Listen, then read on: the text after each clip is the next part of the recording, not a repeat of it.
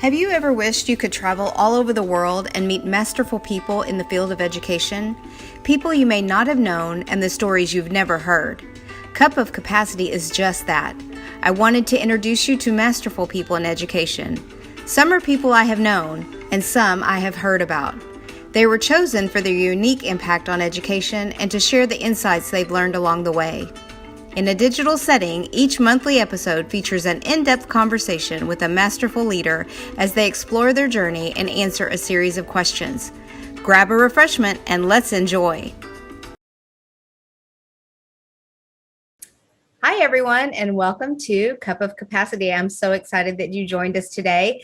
I am just absolutely thrilled to introduce to you someone that I consider a very close friend.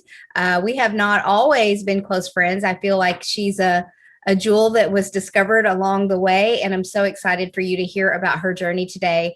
Dr. Brenda Arteaga is a longtime educator. She and I have a lot in common. We're past 25 years in education.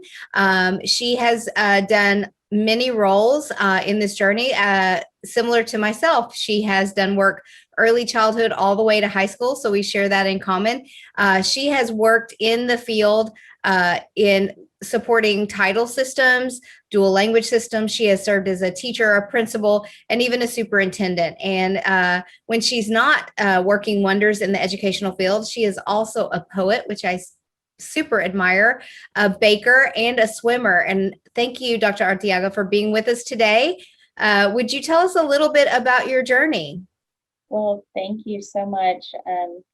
I want to affirm that we met quite a few years ago and really developed that deep connection later on in our relationship. And I just feel like things happen when they're supposed to happen. And that's how much of my journey has been. And so,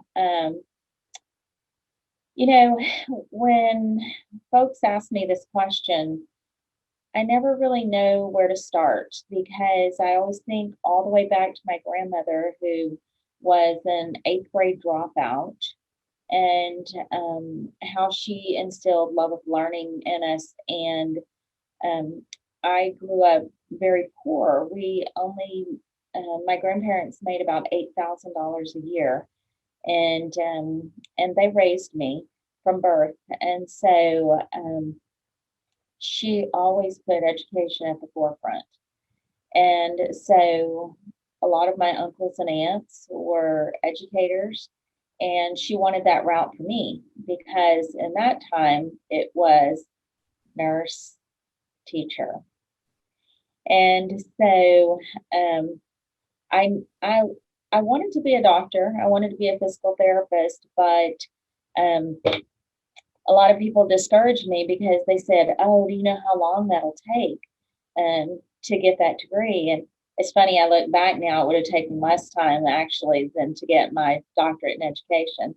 And but I think that we're destined for our paths, and so my path veered all the way into education. I met my best friend, started talking to her about going into education, and we got into education together. While I was going to get my bachelor's degree, I actually was working 3 jobs, and one of those jobs was substitute teacher. And so I started in Pasadena ISD and then came over to Houston ISD. And in that next year, I started my role in middle school as a 7th and 8th grade teacher. I taught reading and Spanish. And so it was very funny for the students to walk in, see someone with green eyes, and wonder, what in the world can you teach me about Spanish? And so it's been quite the journey. And so I've had, it kind of reminds me, I just think of water and how water forges ahead. Sometimes it's mighty water, like a rushing waterfall that just breaks everything open. And other times it's a stream that has to find its way. And so You can look at a stream and all the paths are kind of maybe winding, and then you see a jaunt over where you really don't understand why it went that way, but there were rocks, there were things like that. And so I would kind of equate that to my willpower and just, working those three jobs so that I would be able to become a teacher and start out at a salary of $24,000 a year, because that was going to be a lot of money. And it was, I mean, it was three times what my grandparents were making. And so I felt very blessed, being able to have that, graduating, all of those things. And so I thought that I was going to be a teacher like forever. I didn't think about being a principal, although my uncles were assistant principals, principals, superintendent of schools. And I didn't think about that path. And so I went on, after the seventh and eighth grade, I went on to become a bilingual ESL teacher, first grade, third, fourth, fifth, and loved them all. But I love them all. If they everyone was very interesting to me, the way that the kids grow. I will say the hardest one was first grade, teaching kids to read. There's nothing like that. It is super hard, and super rewarding when they finally have that breakthrough moment where they go from those just sounding it out to like saying whole words to reading whole sentences. And it's just beautiful, and things like that warm my heart. And so one day I was with one of my administrators, and it's funny, I was actually helping her paint a wall in her house. And she said, "Have you ever thought about going into administration?" And I said, "Oh, no, no, no, no. I have not thought about that." And she said, "Well, I'm going to tell you something. I really think you should. I think you would be great." And I really had never had somebody say that to me before, even my uncles, because in administration, probably in their day, it really fell back to males. And so to have this strong female leader tell me, like, "I really think you should do it." I didn't question it. I said, "I really am going to do this." And so I'm really grateful to her. Her name's Mary Jane Gomez, and she just really opened my eyes to something that maybe I wouldn't have even ever thought of for myself. And so I try to always keep that in mind, especially when I see teachers that are leaders, or even that maybe they even want to be a leader, but maybe they're not quite there yet, and encouraging them, because maybe they'll say, "Oh, no, no, no, no, no." And I forever want to be a teacher. And I love that about, I have some teacher friends and they forever want to be teachers, and it's what they love to do. But then there are others that I know have inspired to move on because somebody inspired me. And I think that's super important. And then later, there was another mentor, well, a couple of them, Lupita Hinojosa and Julie Fernandez, both doctors now. And they said, "Hey, HISD is opening up a cohort to get your doctorate. Don't you want to do that?" I said, "No, I don't want to do that." And they said, "Oh, come on, it'll be fun. We'll all do it together and we'll all get it together." And so I said, "Oh, okay. Never thought about doing that, but sure." And so it was another encouragement. It was another woman reaching down to someone else and pulling them up and forward. And I honestly don't know, and I really haven't thought about it, but um, I'm not sure I would have done it otherwise, because maybe I would have been just, happy there. I love being a principal. I love having an impact on kids. Um, I love innovation in it all, and like instead of having the fall festival, we would have the winter wonderland and bring in snow for the kids and have them play reindeer games. And you know, I can't take credit for those ideas because it was all a big, huge team working together and kind of sporting that. And now, being at the county level, it's interesting seeing the dynamic of uh, a cross section instead of your small kind of unit or district. Um, I had a blast being superintendent. I hope to get back into that role, and but seeing it from a county level is different altogether. It gives you a different vision, and so I don't know where that next path is. If we were doing like a brainstorming model, I could do my past and it'd be all filled in, and I could do my present and it would all be filled in, and I would just have a line with a bubble there for future. I don't know what God has for me, but I know He has something great, and so I I've always just kind of let Him lead me down that path and trusted in what He has for me, and that's kind of been my leadership journey. I don't know if I left something out there that maybe you might want to hear extra about. I thought it was fantastic. I think there are a couple things that really stood out for me anyway. Even though I know you really well, I think that's part of the value of and why I wanted to record these sessions, because there are experts that live in our neighborhoods, in our communities, in our lives. Someone who lives in, let's say, San Diego or Oklahoma may not ever meet you. And so really meeting fantastic people and hearing about their journeys, because we all have different stories and those stories are important. Two things that really stood out for me. A question that I have really is, you had several people who poured into you along the way. You mentioned your grandmother. You mentioned someone, taking you into that principalship, and then, or even into being a teacher, then principalship, and then the superintendency. And then you even mentioned, looking intentionally, kind of looking for that in the educational community, looking for opportunities to, I really love that you said, like, in some ways, like, flesh out, where is this person? Are they passionate about what they're currently doing and they just want to be fed in that?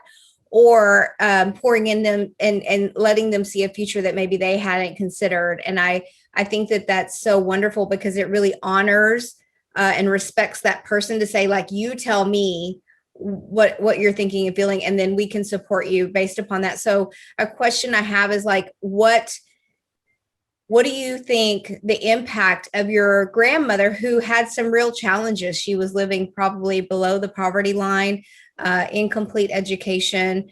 I don't know what her literacy looked like, but she had some really real challenges in her situation. What impact do you think that has, as you reflect on your life up until this point, and how she poured into you, how you've seen that continue, and how you do that for others? And then my second question that I would ask you to reflect on is, you've had all of these experiences, and you're really aware that, like, they almost all were, the predecessor was like somebody mentioning, and then you see a whole new world. And so in the roles that you've had, what do you feel like, how have you been able to replicate or even expand that? Because part of this interview is really looking at capacity building. My research showed that was the number one determinant as far as a district creating high literacy rates for students, when that's something we know in the U.S. we really need to do. So, what role does capacity building, we know it has played a role for you, but then also, like, as you go out and support other people? I know that was a lot. Yeah, that was quite a bit there. But I'm going to go back to my grandmother. So, my grandmother, I believe, was second generation here in the U.S. Part of her family came from Copenhagen, Denmark. And interestingly enough, my great-great-grandfather is named after Hans Christian Andersen. And because his last name was Andersen. And supposedly the family story goes is that they lived by him and they were neighbors there, his parents. And when they had their son, he asked if they could name him after him. So I don't know if that's true or not, but my grandmother had a very interesting childhood, and her mother actually got divorced back in the day when that was not the thing to do. And they moved from Nebraska to here to Houston, and they had the first dairy farm here in Houston. And so I think that my grandmother was built up by a really strong woman also. And so I think that those lessons just trickle down. And I'm pretty sure that her mother taught her that no matter if you got an education or not, that would not determine where you were going to end up in life. My grandmother, like her mother, became a foster parent for DePelch and Faith Home, and then my grandparents did together, and they fostered 69 children over 27 years for DePelch and Faith Home. And that's how they made their income. So for a while, they were okay. And they didn't live below that poverty level. And so we lived on a ranch for the first 8 years of my life. And I lived with the foster brothers and sisters, and I'm still connected with some of them to this day. And so my grandmother went, I think, from Nebraska, where they were probably okay. Parents got divorced, moved to Houston, probably picked up a trade that they could do no matter what. Then she saw the impact that her mother had, and also there was a little boy when my grandmother died, because my grandmother died pretty early, like 53 years old, something like that. And she was fostering this little boy, and so then my grandparents took the little boy, and that's how they became connected and got that connection. And so they decided to continue to do that. So even though they were making it okay, I remember from the earliest age, my grandmother telling me, I won the spelling bee whenever I was in, and I think she said ninth grade, but when I look back at like the history, I think it was probably eighth grade. And so she would talk about that quite often. So she was very proud of it, number one, very proud of that accomplishment. But then she would always say that she had to drop out of school so that she could work. And so then she would always say, education is the most important thing that you can have. It's something that no one can take away from you. They can take your job. They can take your house. They can take all of those things. They can't take that knowledge away from you. Yeah. And so, so I think that she really instilled in me that there was no option. I remember her saying, "I don't know how you're going to pay for it, but you need to get your college degree." And my uncle, my aunt, and and my mom all did that at varying degrees. So, so I was just following in those footsteps.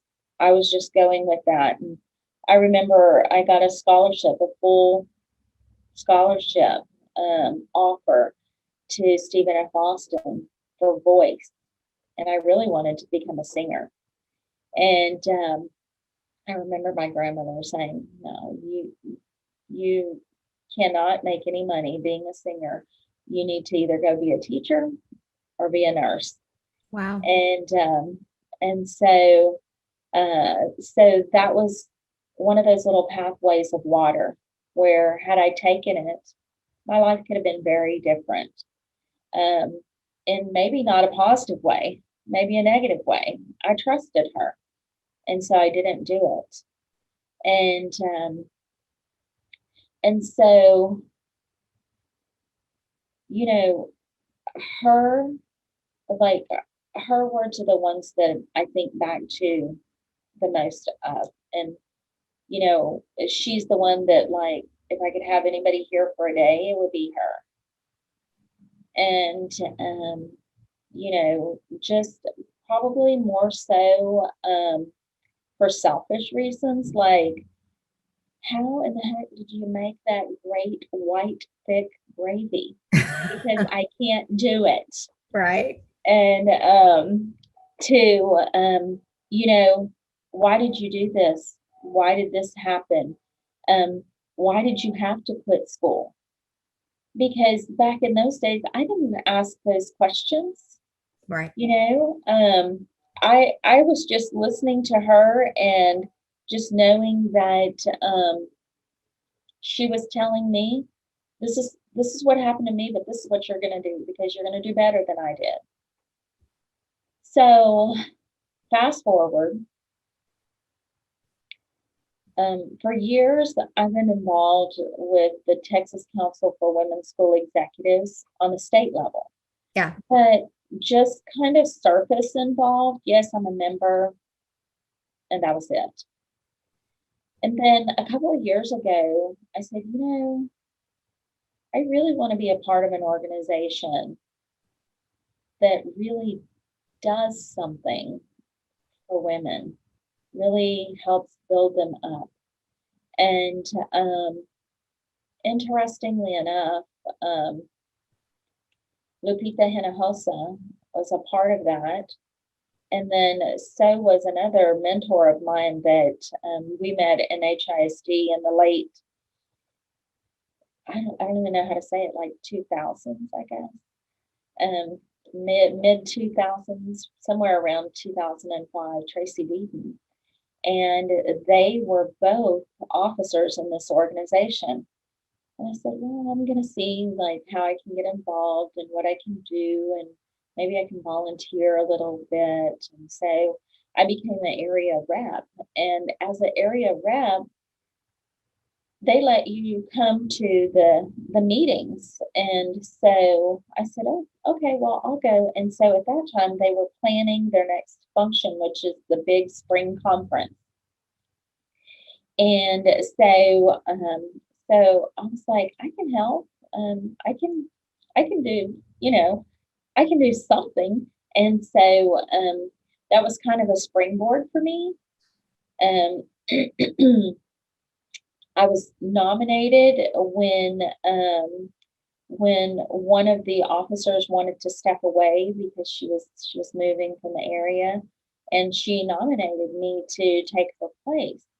And you know, at first I was thinking like, oh, can I do that? Because I was just thinking, oh, I'll come and help. Yeah. And so I said, okay, well, I mean, this opportunity is presenting itself.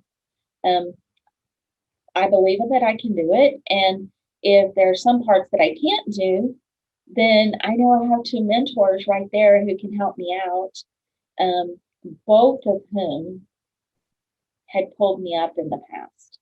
Right. And so I was a little shaky. They don't even know that, but they will now. I was a little shaky taking on that role because it was vice president of membership, and there was a lot that you had to do for like the conference and have all these responsibilities and all of that. And but the women, all of them that are associated with that at the officer level, and then even a lot of the area reps, they really are kind. And there's a huge difference between being nice and being kind. Mm-hmm. They were so kind and forgiving, and like just helping you like move along in that path. And so it just touched my heart, really. And so I saw in them a reaffirmation, really, because I'd seen it before, but it was a reaffirmation of, you can be in this organization and you can just do the minimum, or you can really reach out and do some different things and help people to move up to where you've been. Right. Because for me, I don't care if it's a teacher, like, come be a part of the Texas Council of Women School Executives. So it sounds like it's only for AP principal, administrators, things like that. But really, it's a group that if you are a teacher and you have aspirations to even be the grade level chairperson, you know, we're going to lift you up and build you up that way. And so I love that. I love that about the ladies. I love it even when we have discourse and maybe even a little like discord. Right. Because you have to have that to grow. Absolutely. And so we definitely do that. It's not like all cherries and bonbons. And so we have completely had to say, I agree to disagree, and moved on for whatever was the best for the organization and for the women that we serve. I think what you just shared is so important, because I was listening to something this week where it was encouraging people to make intentional decisions about who you spend your time with. And it was kind of a reflective practice of, think about who you spend your time with, and do they just make you feel good about yourself, or do they make you aspire to do more? And so you're sharing about spending time, you were able to, whether you were even cognizant at the time or not, but identifying people who had been mentors to you in the past and continue to mentor you. And then you even talk to the importance of, so many times it's unspoken, but the concept that this is a safe place to be vulnerable, because so many times we feel, especially I think as women, we have to present ourselves as perfection, right? And so that, and it does go unspoken, but you kind of articulated then that there was the ability and the awareness that you could make mistakes, or you could say, hey, I don't know quite how to do this, and that it would be okay, and that approximations were celebrated. I think that is so key. And then, lastly, you're saying that, you have to have, there has to be conflict for there to be growth. And I totally agree with that. And many times, I don't want to just ascribe it to women, but, being peacemakers and just trying to keep the peace. But sometimes that can be so, it can hold us back as individuals and as groups, and learning how to have conflict that is necessary and productive, I think is so key. And that is, that could be assigned to capacity building in so many ways. Like, do you have the capacity to lead that, support that, feel comfortable in that? And do you have a capacity, and sometimes even not creating conflict, but knowing that that is a natural location that you're going to stop at multiple times as an organization or as a person, and that it's to be celebrated because it's a growth piece for you? So something that came up as you're talking about capacity, I think that women feel like a lot of times, and maybe I should talk to men too, but I don't know what they feel, but I can make assumptions that we don't have the capacity, but you can always build your capacity. If you decide that you want to learn something, so I'm going to give you an example. When I interviewed and got the job for Title III dual language coordinator, which was my first big outside the classroom leadership role and all of that, I'd been writing grants for several years. I've written, like, I don't know, maybe over $25 million in grants. And so I mean, I had no idea about budget. I had zippo idea about budget. But you know what? I didn't let that hold me back from applying for the job, because I was like, you know what? I might not have that skill, but I have the attitude to learn the skill. Right. And so I had to see in my own self, this is where I'm lacking, and this is what I need to do about it. And I think that that's very important for us, number one, to apply for the job, even though all those skills on there might not be something that you have, but ask yourself, do I have the attitude where I can learn that? Right. I can find a mentor, I can figure it out, I can watch some YouTube videos, I can, whatever you need to build your capacity. It's like my grandmother's gravy recipe. Okay. I'm not to her capacity. I have tried, but you know what? It's not something that I've tried to perfect. I haven't gone online to watch people make great gravy recipes or anything like that, because I don't really like, I would love to know, because I'm sure she had some secret trick, like, but it's not something that's like deep, deep, deep down in my heart. But whenever I've decided that it's something that I'm going to take on, I go for it 110%. Right. If I don't know about it, I'm going to go in and I'm going to learn it. I'm going to research it. I'm going to find people that know about it.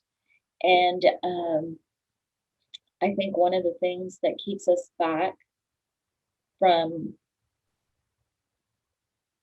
our true destinies is our own limited thoughts about our capacity. Right. And so you just have to kind of dig that out of there and say, okay, I might not have it right now, but can I get it? Yeah.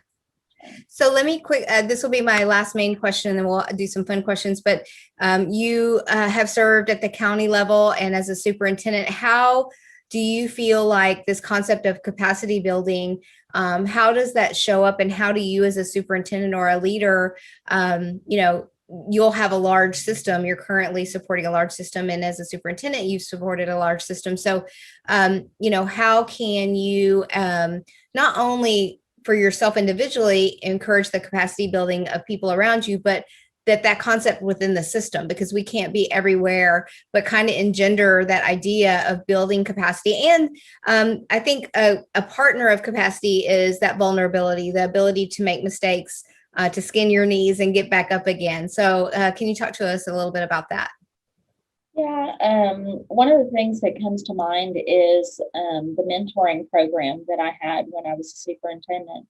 So not only did I have one time a month a mentoring session for the principals, so we did that in the morning, and then in the afternoon they would send all of their deans or assistant principals, and we would have a mentoring session in the afternoon with them. And the thought was to build those leaders up and to build some capacity in them. I had the most fun when I ordered them some paint kits with acrylics and a canvas. and I told them, I'm going to describe a picture that I'm looking at, and you're going to paint it. And so, it was interesting to see their reactions, because some were like, okay, all right, I got this. And others were like, we're going to do what? Like, I don't paint.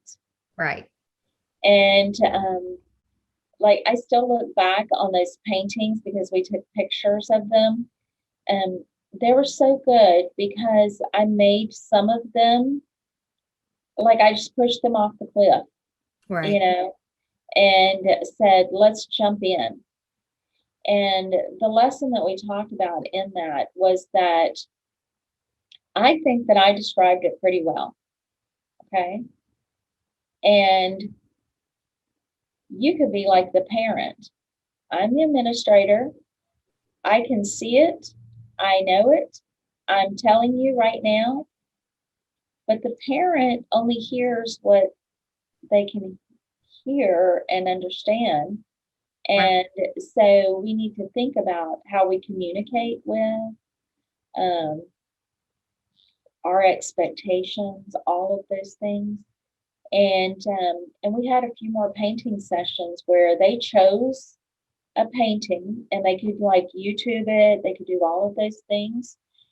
And so we talked about using the different mediums as communication, and how much better they felt after they could redo it. And so a lot of people would say, okay, well, that's weird. That has nothing to do with capacity building, but it does in every way. I made them be very vulnerable because, well, I was their boss. So, I mean, what were they going to say? No, I'm not going to paint. Right. For some of them, it was very hard for them to even put that brush on the canvas. Right. Because they didn't want to make a mistake. And I told them, everybody here is going to make a mistake. Number one, me in telling you about and describing of, and then you in what you hear and then what you produce. Right. But it's all about growth. Right. So that I really miss those days, being able to just mentor them, talk about different things, have them talk about what they felt like they needed from me. Because if you don't tell me, I don't know. Right. And so one of the things I think I can encourage your viewers is that if you need something from your boss, ask them for it. If they can't give it to you, look for somebody else, because there's always somebody willing to help. Yeah. And will help you build your capacity. I think that that's so true. We're all in different stages of our life, and for most of our life, we're so egocentric. It really is almost like a racehorse with blinders, and we're so busy trying to achieve and do the things in our personal and private and professional lives that really drives everything. And I think it's a bit of a celebratory moment where we can take a pause back and say, not only do I want to continue, but I'm going to look behind me and see who I can pull up, who I can pour into, who I can support. And I know that you do miss those days, but I guarantee you, knowing you, that there are people from that period of your life who you have stayed in touch with, that you continue to support. But I agree with you wholeheartedly that I think there are certain truths of life that are true, but you first have to hear them. And then secondly, you have to really internalize them. And so that concept that you have to be explicit with people about what you need, you can do it in all kinds of ways. But I think that, in a professional life, the kindest and most professional way possible, and sometimes even explain why you need, that you see a deficit, or, there's a reason behind why you're asking for what you're asking. And you're 100% correct. Like, if that person is not able or capable at that time, then continue to seek what you need. So all of that is a whole set of things that we need. So I want to ask you a couple of fun questions as we wrap this up. So when you're reading for pleasure, whether that's fiction or nonfiction, if you're reading for fun, I'm curious, what would you be snacking on, either a drink or a food? If it's an intense book, I don't snack at all. It's like not at all, because I just want to run through those words as fast as I can. Right. My ultimate go-to, though, if I'm gonna snack, is chips. Any particular kind? Well, I don't keep them in the house at all, but it would be probably Doritos or Fritos. Yeah. Yeah, because I mean, they are like the ultimate dipping chip. So, yeah, but I do like skinny popcorn too. So, Well, that's good. yeah, there is that. So, but most of the time I don't. I guess maybe it's like a little maybe OCD behavior. I don't like to get grease on the pages of my book. So, so usually I won't eat any of that kind of stuff. Yeah. And I'm not a candy snacker or anything like that. So, Yeah. yeah. I'm usually reading the last 10 minutes or 60 minutes before I go to sleep. So like, I don't want to wake up with like popcorn or something in my bed. So I'm with you. Do you snack on something when you read? If I was ever like on a trip and I was reading for pleasure and not reading the last 10 minutes before I fall asleep, I am a sweet snacker. So if I would probably find something sweet to snack on. So yeah. So my last question to you is do you have a talent or a skill that very few people know about? And if so, what is it? Oh. Maybe the singing, because I don't do it as much as I used to. I used to sing in the church choir, and so it's something that I absolutely love. And probably along those lines, playing the flute. I still take my flute out and play it from time to time, and so yeah, I love music, and like it's, for me, it's what can change my mood and my day and make it bigger and brighter and all of those things. So I would say it's that. That's fantastic. So if you were going to play anything, would it be something that's more devotional, a hymn, or would it be something like popular music? Are you drawn to one or the other? So it depends on my mood. So, funny thing, in the elevator on the way down from the garage this morning, I was singing just a little short part of Hallelujah. And because it just popped into my mind. And so I didn't know, but somebody else was coming down the other elevator and they could hear me. Oh, wow. And so when usually I'll sing in the garage because the acoustics and all that are fabulous. Right. And so when I step, like right when I feel like the elevator, I stopped singing. So we stepped off right at the same time, and she was like, "Wow, great voice."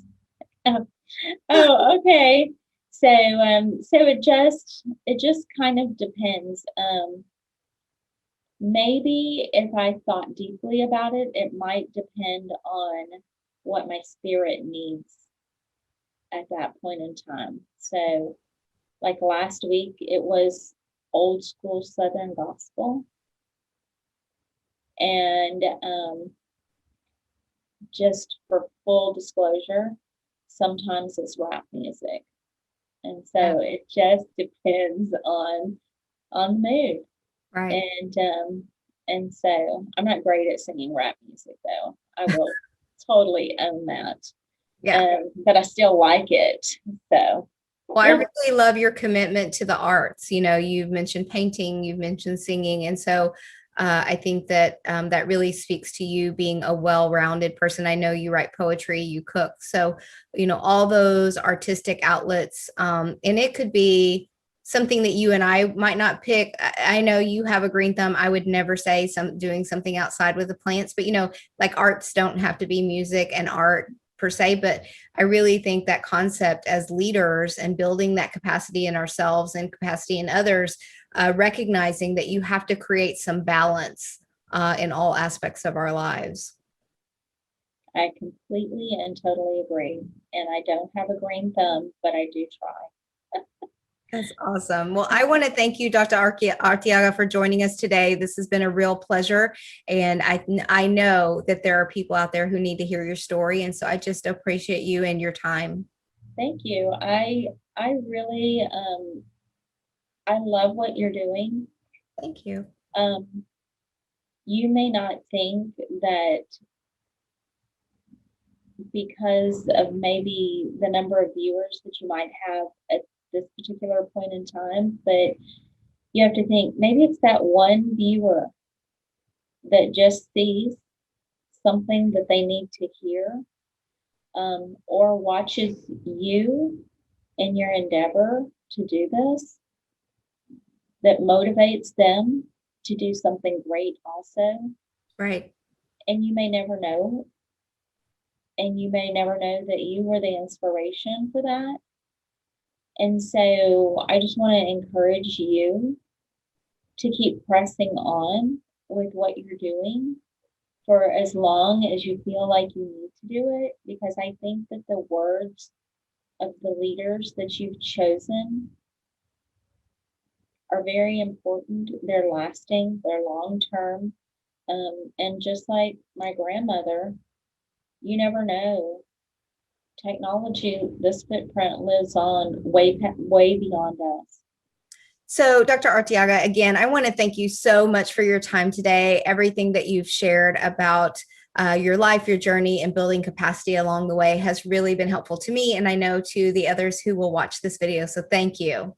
It was my honor. Thank you so much for having me. Thank you.